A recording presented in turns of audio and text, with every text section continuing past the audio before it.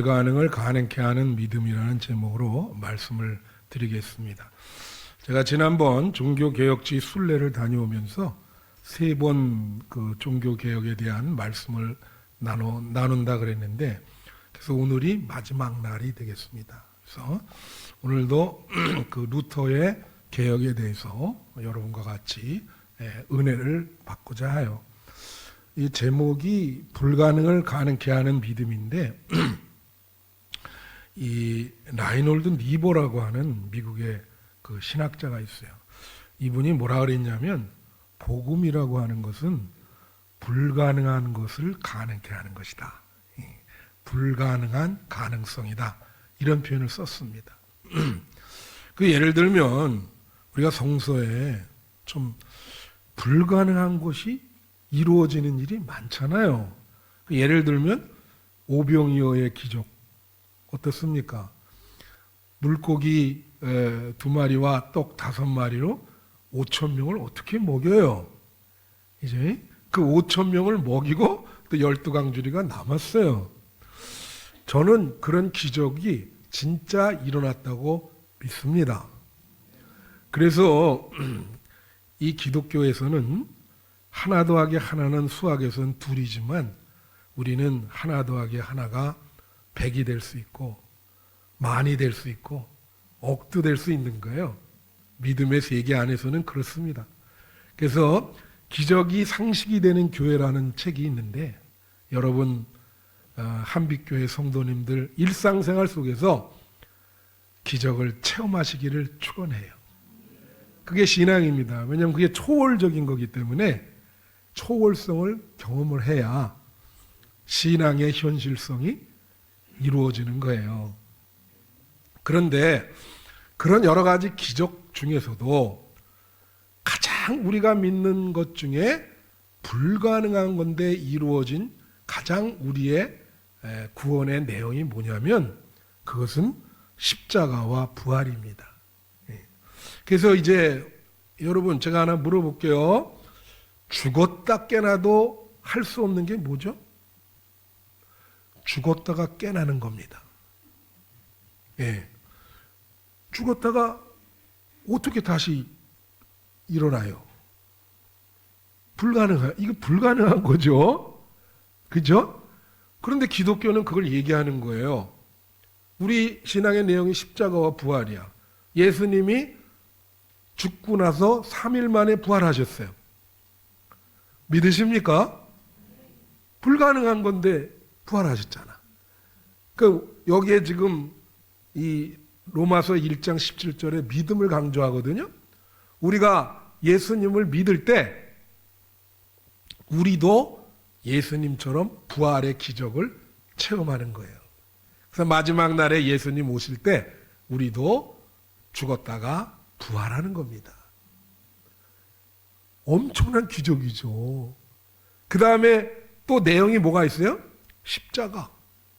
그러니까 우리 가장 중심은 십자가와 부활이야. 예수님의 십자가와 예수님의 부활. 이제 초대교회는 주로 그것만 전했어요. 바울서신에 보면은. 근데 십자가, 이게 로마의 형틀이거든요. 근데 그 대부분 이렇게 올려가지고 말려서 죽였어요. 그런데 예수님만큼은 양옆에 이 못을 치고 막 밑에도 못을 치고, 그래서 그냥 그 사람 몸을 물론 하나님의 아들이시지만 그런 식으로 십자가를 지셨다고. 그래서 여러분이 그런 십자가를 지실 수 있을까요? 저는 불가능하다고 봐요. 하나님의 아들이시니까 그 불가능한 것을 우리의 죄를 위해서 십자가를 지신 거예요. 그래서 우리 대신 형벌을 받으시고 전 인류를 구원을 해 주신 것입니다. 기적이죠. 그러면 이 십자가의 기적 중에 최고로 큰 거는 뭐냐면, 우리가 십자가를 믿을 때 죄인이 의인이 된다는 거예요. 여러분, 죄인이 의인 될 수 있어요? 제가 벌써 몇 번 이렇게 예화를 드렸는데 일본의 어떤 역에 가면은 그 이수연이라고 한국 대학생인데 거기 갔다가 일본 사람 술 먹은 사람이 그 밑으로 내려가는데 그 사람을 올리고 자기가 죽었어요. 기차. 그래서 거기 가면은 그 탑이 하나 서 있대요. 예? 나중에 한번 가보고 싶은데 거기 뭐라고 썼냐면 의인 이수연 잠들다. 그게 의인이죠, 그죠? 남을 위해서 희생하고 자기 목숨을 초기와 같이 버렸으니까 의인이란 말이에요. 의인 이수연. 여러분은 어떠세요? 의인이십니까? 내가 늘 얘기하지만 우리 박장로님이나 이런 분을 아시는 것 중에 고재봉이라고 있어요. 군인 강원도 어디더라? 거기서 상관이 자꾸 괴롭히니까 밤에 그 집에 가가지고 그 자녀들 부인 해가지고 싹 다 도끼로 죽였어. 한 7명 정도를 죽인 거예요. 그래서 이제 사형 언도를 받았거든요. 예. 자, 이 고재봉이라는 사람과 이수연이라고 하는 이 친구랑은 극이요. 똑같은 인간이지만은 같은 인간이라고 볼 수 있을까요? 예. 그랬는데 감옥에 갔는데 전도를 받은 거예요. 그래서 무슨 세문안교회 권사님이 성경을 넣어줬어요. 그래서 성경을 이제 읽는데 누가복음 23장에 보면 그 예수님이 가운데 있고 양옆에 강도가 있잖아요. 그때 강도 하나가 내가 지금 당신을 영접해도 천국에 갈 수 있습니까? 그렇게 묻잖아요. 그러니까 예수님이 너가 지금이라도 영접하면 나와 함께 낙원에 거하리라. 그런 거예요. 그걸 보니까 자기도 소망이 있는 거야. 이거 보니까 이렇게 흉악범도 마지막에 예수님을 붙잡고 구원을 받았단 말이에요. 그래서 제가 믿겠다. 그래갖고 목사님 불러서 세례 받고 신앙교육 받고 그리고 이제 믿음이 생겼어요. 사람 믿음이 생겼잖아요. 그리고 죽을 때 그 총살을 당했는데 부탁이 뭐냐면 찬송가에 279장이 있어요. 내가 그거를 1절을 부른 후에 2절 넘어갈 때 쏴달라고 그렇게 얘기한 거예요. 그게 279장이 뭐냐면 이겁니다. 인내하신 구세주여 주께 가오니 죄인오라 하실 때에 날 부르소서. 그게 279장이에요. 자, 여러분 고재봉이라고 하는 사람이 천국에 갔을까요? 왜냐하면 천국은 여러분이 아셔야 되는 게 죄인은 못 갑니다.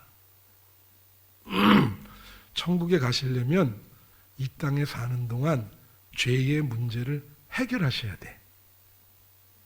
그게 해결이 안 되면 못 가요.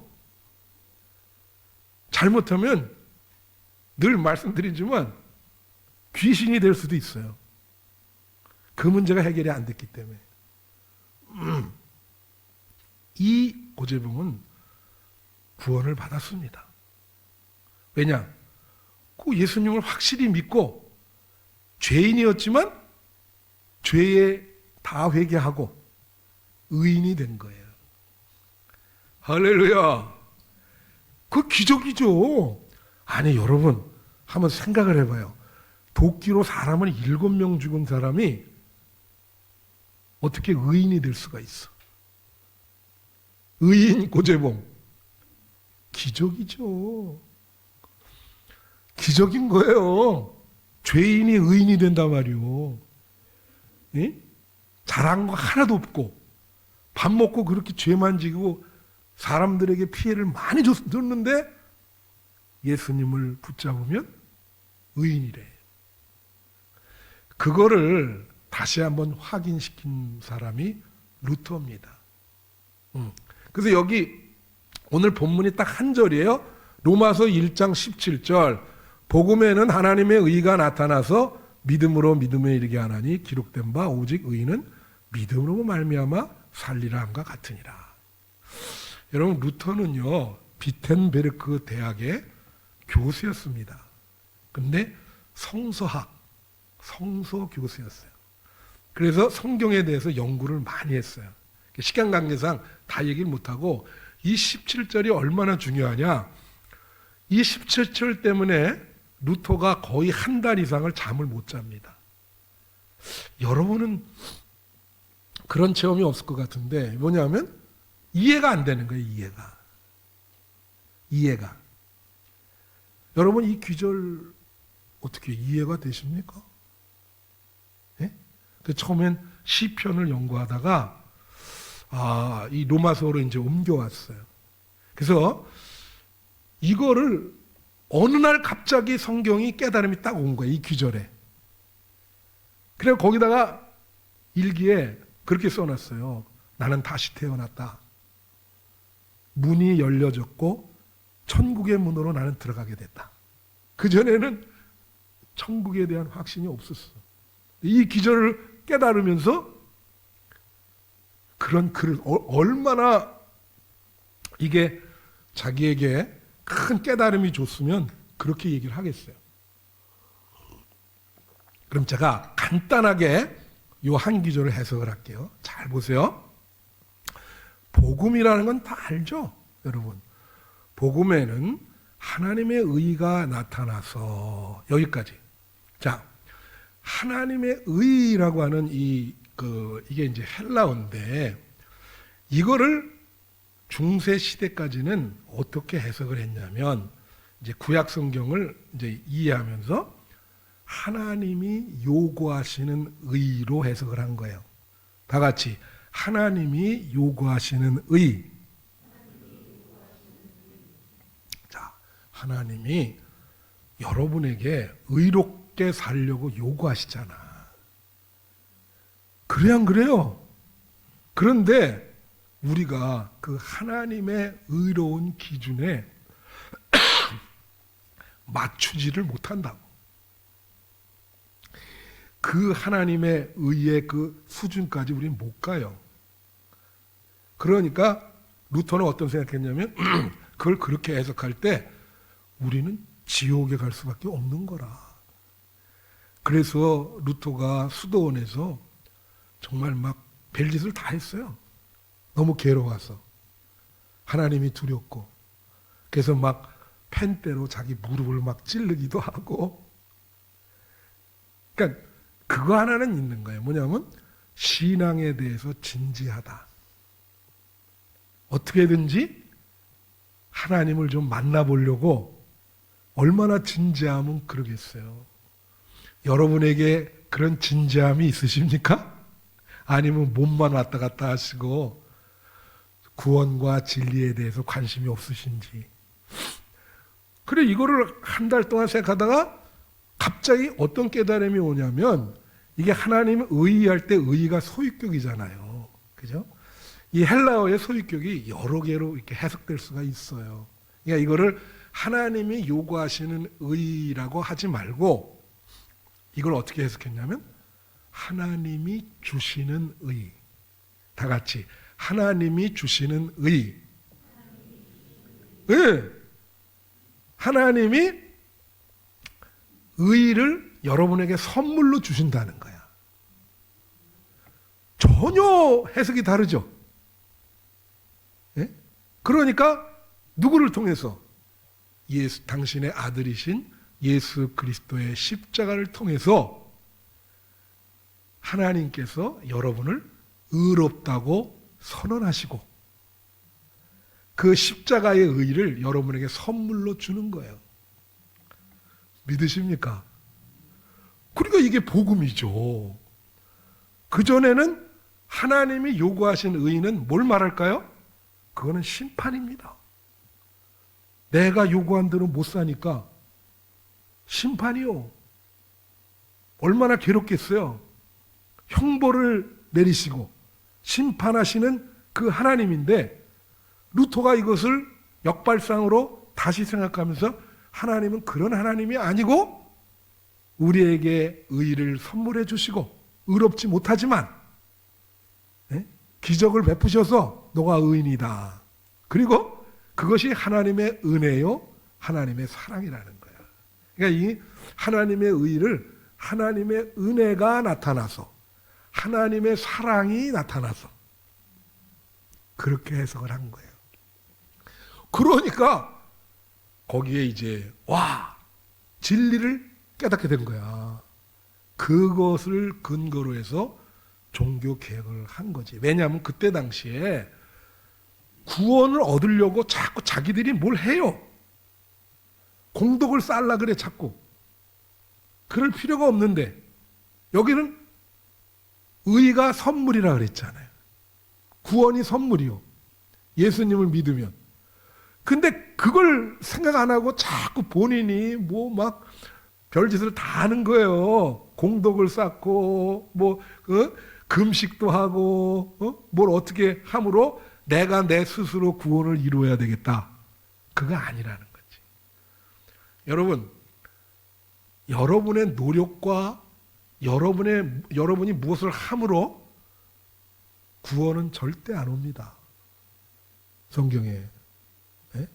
구원받은 후에 우리가 열심히 성화가 돼서 신앙생활 거룩하게 하는 건 되지만 구원 자체를 여러분이 뭐 막 노력하고 그렇게 해서 구원을 못 받아요. 그래서 지난번에 제가 사도행전 4장 12절 하면서 천하인간에게 구원받을 사람, 다른 사람 주지 않고 예수님만을 통해서 구원받을 것이다.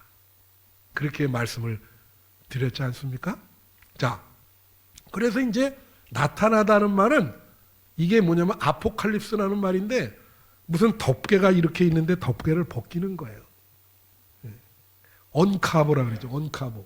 그러니까 하나님의 은혜, 하나님의 선물로 된 하나님의 의가 이게 이렇게 가려져 있는 것이 벗겨졌어. 그래서 우리에게 왔다고 하는 거죠. 자, 그 다음에 믿음으로 믿음에 이르게 하나니 그렇게 얘기했어요. 자, 여기 17절에 믿음이라는 말이 3번이나 나옵니다. 그죠? 그래서 제가 늘 말씀드리지만 성경에서 반복되게 나오는 단어는 굉장히 중요한 단어인 거예요. 그래서 여기에 이제 우리가 하나님의 의, 예수 그리스도의 십자가의 의를 믿을 때 우리가 구원을 받는다. 그런 얘기거든요. 근데 이건 뭘까? 믿음으로 믿음에 이르게 한다. 이게 해석이 3가지가 있어요. 짤막하게 말씀을 드릴게. 무슨 칼빈이 장로교에서 하는 해석은 뭐냐면 앞에 믿음은 미성숙한 믿음이야. 뒤에 믿음은 성숙한 믿음이에요. 그래서 미성숙한 믿음으로부터 성숙한 믿음으로 이르게 된다. 그런 얘기예요. 교회 다니면서도 아직 믿음에 확신이 없고 미성숙한 분들 많죠. 네. 그래서 믿음에서 믿음에 이르게 한다. 이 미성숙한 믿음에서 성숙한 믿음으로 이게 가야 된다는 거지. 믿습니까? 또 하나, 2번째 해석은 이 믿음을 어떤 믿음으로 보냐면 아까도 얘기했지만 자신의 노력으로 구원받으려고 하는 믿음. 우리 중에도 있어요. 그래서 자꾸 예수보다는 뭐 어떤 그 공덕을 쌓아가지고 그런 믿음을 말하는 거예요. 그런 믿음에서 믿음으로 믿음에 이 결과로서의 믿음은 예수에 대한 절대적인 믿음을 말하는 거지. 그러니까 자신의 노력에 의해서 열심히 노력해서 구원받을 믿음, 그 믿음에서 그건 틀렸잖아요. 예수만 절대적으로 믿는 믿음으로 가야 된다. 그 다음에 마지막은 믿음으로 믿음에 이르게 하나 해서 믿음이 시작이요. 시작도 믿음, 과정도 믿음, 믿음에 이르게 하나니 결과도 믿음이라는 거예요. 그래서 믿음이 제일 중요하다. 예수님도 그런 말씀하셨어요. 그죠? 교회에서는 내가 늘 말하지만 믿음 있는 사람이 대장입니다. 믿음이 없는 자요. 예수님이 그런 말씀을 많이 하셨어요. 그리고 겨자씨만한 믿음만 있으면 산을 옮길 것이다. 근데 너네가 그런 조그만 분량의 믿음도 없다. 여러분, 불가능을 가능케 하는 것은 믿음을 통해서입니다. 죄인을 의인되게 만드는 것도 믿음을 통해서입니다. 기적이 일어나는 것도 믿음을 통해서만 가능한 거예요. 그래서 믿음으로 믿음에 이르게 한다. 이걸 명심하시고, 그래서 오직 의인은 믿음으로 되는 거예요. 죄인에서 의인이 되니까. 믿으십니까? 이 구절 이해가 되죠? 오직 의인은 믿음으로 말미암아 살리라. 의인은 믿음으로 된다는 거예요. 행위로 되는 게 아니라, 노력으로 되는 게 아니라. 자, 그래서 이제 그 2개의 짤 동영상을 하고 마치겠습니다. 이곳은 라이프치히 신시청 건물인데요. 이곳에서 1519년 마틴 루터와 요한 에크라고 하는 카톨릭 신부 간의 신학적인 교리 논쟁이 벌어진 곳입니다. 그때 당시 교황의 권위에 대해서 루터는 부인을 했고요. 중요한 것은 말씀의 권위와 교황의 권위가 거의 동등했었는데, 루터는 교황의 권위는 말씀의 권위 밑에 있어야 된다라고 피력을 했습니다. 그것이 라이프치히 논쟁의 본질인데요. 이 논쟁이 끝나고 나서 요한 에크는 교황청에 가서 루터를 파문시켜야 된다고 이렇게 말해서 60일짜리 경고장을 내세웠고, 루터가 불태웠지만 그 이후에 파문을 당하게 됩니다. 그 라이프치히 논쟁에서 제일 중요한 게 교황의 권위에 대한 문제입니다. 예. 그때는 교황이 절대적이었어요. 그래서 지금 교황이 지금 아프다 그래요. 보면 그 폐렴에 걸리셔가지고 지금 뭐 그 병원에서 있고, 전 세계 카톨릭 교인들이 기도를 하더라고요. 근데 이 루터가 거기에 대해서 뭐가 중요하냐면, 여러분, 예수 위에는 다른 구원이 없다 그랬잖아요. 교황이 신입니까? 인간입니까? 그들은 교황을 거의 신처럼 모셔요. 잘못됐지. 왜? 교황 무호설이라는 게 있거든요. 교황은 태어나서부터 죽기까지 죄를 안 짓는다는 거예요. 그것은 생각과 마음으로서도 죄를 안 짓는다는 거예요. 근데 말이 안 되잖아? 그렇죠? 정민아, 그렇지? 아니, 교황은, 내가 물어본 게 있어요. 늘 지난번에도 말했지만, 교황은 화장실 안 가요? 소변과 대변을 보시죠. 인간이죠. 자꾸 그렇게 인간을 그 예수의 대리자 비슷하게 해서, 그때 당시는요, 중세기에는 이 교황은 절대 권력이요. 그래서 타락이 많이 된 거예요. 이 교황사를 보면 별짓을 다 해요. 그냥 사람도 많이 죽이고, 교황은 결혼하면 안 되는데 여자를 셋이나 얻고, 뭐 이상한 일들이 많이 일어나요. 지금은 좀 나은데. 그러니까 이 교황의 권위에 대해서 루터는 거부한 거예요. 성경의 권위가 제일 중요하다. 성경의 권위는 곧 예수 그리스도의 권위다. 그랬더니 요한 에크라는 선생님 그 소리 듣고 교황청에 가서 고발했어. 경고장이 우리 차 티켓 60일짜리가 나온 거예요. 그건 뭐냐면 60일 안에 공식적으로 사과하면 파문 안 당해요. 근데 루터가 그걸 불을 태워버렸어. 그리고 파문 당했어. 근데 파문 당하면 있잖아요. 그때 당시엔 파문 당하면 그냥 죽음이요. 뭐냐면 그 사람을 죽여도 전혀 문제가 없어요. 도망 다녀야 돼. 그래서 야 이거 라이프치 그 논쟁에서 나는 교황의 권위가 성경 말씀의 권위 밑에 있고 교황은 인간이다. 그렇죠? 오늘날도 여기 보면 이단이라든가 예?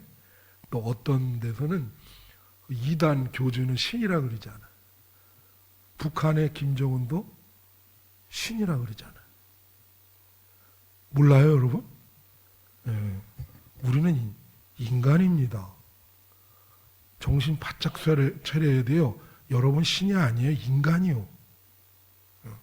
그 생각 가는데도 참 세상에는 비정상적인 사람이 많아가지고 자기가 인간이라는 걸 잘 깨닫지를 못하는 사람들이 있어. 자, 마지막 이제 하이델베르그 논쟁 이제 보여주면 돼요. 여러분 뒤에 있는 이 교회는 하이델베르그에 있는 성령교회라는 것입니다. 이곳에서 1518년 4월 26일 루터와 이곳에 있는 신학자 카톨릭 신부들과 논쟁을 갖습니다. 루터는 이 논쟁에서 이 중세교회의 카톨릭 교회의 영광의 신학을 반박을 하고요. 십자가 신학을 여기서 강조하게 됩니다. 이때 여기에 같이 있었던 젊은 마틴 부처라고 하는 신학자가 루터 쪽으로 돌이키게 돼서 이곳에 있는 많은 로마 카톨릭 교회가 개신교회로 이렇게 바뀌게 됩니다. 그 이후로 이 하이델베르크는 개신교 중심의 도시가 되었던 것입니다. 이 토론했거든요. 거기에 이제 교인들도 다 있는 거야. 그런데 소수의 사람들은 루터를 반대했어요. 그 성당 내에서 한 거거든. 교인들도 다. 근데 많은 사람들은 루터 당신 말이 맞다. 성경 중심으로 돌아가야 된다. 그래서 이 신부들이 다 개신교로 바꿔버린 거야. 그래서 이 하이델베르크가 이게 고성입니다. 그걸 가보시면 다 개신교회가 됐는데 뭐가 있냐면 나는 카톨릭으로 남겠다 했던 사람들이 있잖아요. 그 사람들이 나가서 100m 바깥에다 개척을 했어. 한국 교회가 그런 거 잘하잖아요. 우리도 옛날에 여기서 분립해서 나가가지고 그래갖고 성당을 세웠거든요. 근데 500년이 지났는데 지금도 그 사람들 그 후손은 그 성당에서 예배드리고 참 개신교 사람들은 이 성령교회에 이게 여기서 예배드리고 재밌죠? 예, 근데 요거 얘기만은 맞을게. 여기 중세기는 영광의 신학이고 루터는 십자가의 신학을 주장했다 그랬잖아요. 영광의 신학이 뭐냐면요. 여러분 이제 우리 장로님들도 다 갔다 오겠지만 예를 들면 베드로 성당 가보시면 거기가 축구장 한 30개인가? 그 정도로 들어가게 크게 있어요. 앞에 보면 다 금붙이야. 금으로 다 돼 있어. 그런 거를 영광의 신학이라 그래. 유럽에 가면요. 성당들 어마어마해요. 그래서 이거 보면서 야 이거를 이 돈을 어떻게 마련을 했지? 예?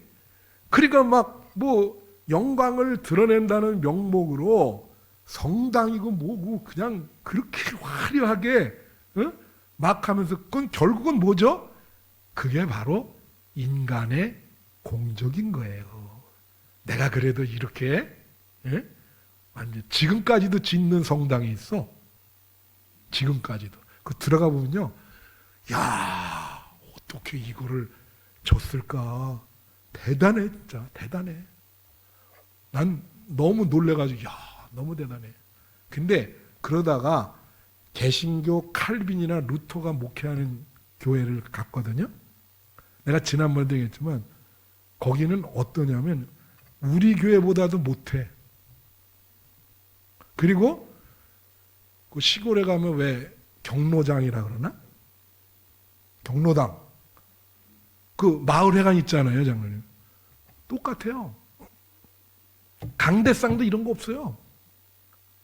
그냥 탁자 있잖아요. 예. 그리고 의자 놓고 그냥 강론하는 거예요. 성경 말씀 이렇게 하고. 진짜 심플하고 담백합니다. 그냥 건물이요. 뭘 강조할까? 그럼 그 사람들은 믿음, 말씀, 예수 그리스도를 믿는 거 위에 이렇게 화려한 영광과 이런 것들이 뭐가 필요하냐? 그 많은 사람에게 돈을 뜯어가지고 그렇게 만들어놨으니 종교 개혁이 일어나죠. 그래서 개신교는 뭐예요? 솔직 담백하고 단순한 게 개신교예요. 화려하지 않고 치장하지 않고 수수하다 그러잖아요. 나보고 자꾸 시골 농부처럼 생겼대. 목사님이 시골 농부 구수하다. 여기 앉아 계시는데 저랑 나이가 3, 4살밖에 차이 안 지시는데 내가 친정 아버지 같다는데 그런 소리 처음 들어요. 아니 연세도 별로 차이가 안 나는데 나보고 친정 아버지라니까 하여튼 뭐 친정 아버지. 개신교라고 하는 게 정신이 뭔지 아시겠죠? 불필요한 거 다 오로지 단순하고 예수님에 대한 믿음, 성경 말씀 그것만 신앙생활 하는 거예요. 그게 없어지면 큰일 나는 거야. 그래서 우리 한빛교회 성도들도 오직 믿음으로 구원받는 여러분이 되시기를 축원합니다.